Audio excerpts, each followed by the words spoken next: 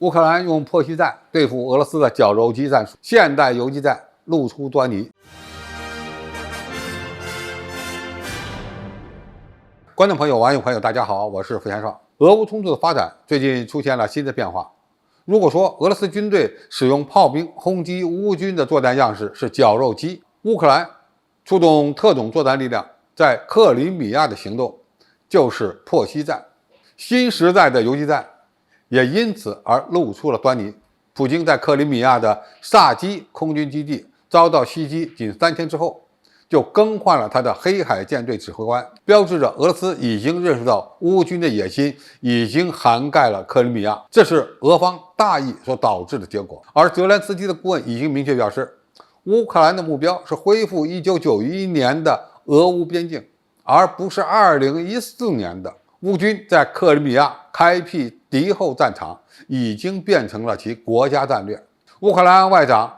奥列克西·列兹尼科夫解释说，乌军的计划包括攻击俄罗斯占领的领土深处的军事目标，以削弱俄罗斯军队守住前线的能力。他说，我们正在使用一种策略来破坏他们的库存，破坏他们的仓库，破坏他们的总部、指挥官宿舍等等。这是我们对他们绞肉机战术的回应。那么，乌克兰为何决心选择游击战来反击俄军呢？这恐怕是当下乌军唯一有效的选择。首先，乌克兰军队被证明短时间内无法从正面对俄军发起反攻，甚至连营级规模的反击都做不到。阵地防守作战和攻坚作战是两种完全不同的概念。乌克兰军队有经验的作战力量已经被严重耗损，西方国家提供的武器装备仍然没有到位，新兵训练也需要时间，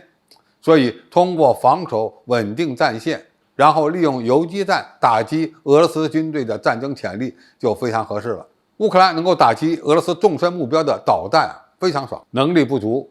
就用战术补，这也是非常聪明的一种做法。最后让克里米亚成为卷入战争的不安全的土地，就会威胁俄罗斯对乌克兰东部的统治，其政治意义远比对峙前线取得几个定居点更有用。普京已经专门召开会议讨论克里米亚的安全形势，说明俄罗斯领导层正在采取更严肃的态度加以应对，因为他们明白克里米亚的安全必须得到保障，否则后果会非常严重。乌克兰政府认为，在结束战争之前，必须将俄罗斯完全赶出其所有领土。这一目标能否实现，还有待观察。克里米亚60%的人口是俄罗斯族，这意味着还有不少的人是亲乌克兰的。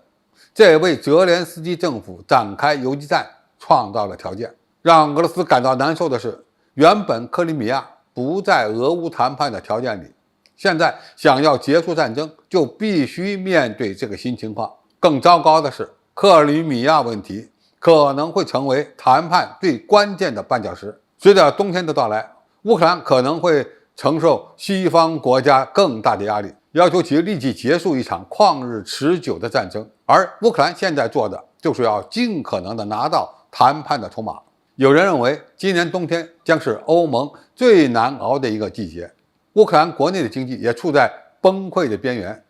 所以考验俄罗斯的不只是乌军在克里米亚所展开的游击战，而是能不能再扛住几个月的时间，适应或防范乌军的偷袭，